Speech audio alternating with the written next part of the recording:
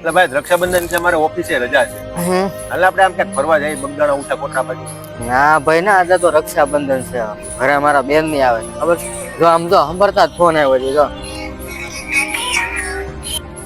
હા બોલ બોલ બેન. ભૈલા ક્યાં છો તું? હું અહીંયા ઘરે આવી છું. હાલો બસ આવું જ છું, આવું. ઘરે તારી વાટ જોવે છે, આવું ફટાફટ. હા બેન 5 મિનિટમાં નીકળું જ છું, બસ આવું જ છું. હા હારું હાલ ભાઈ, આપણે છે ને પછી ગોઠવ થોડાક બરોબર.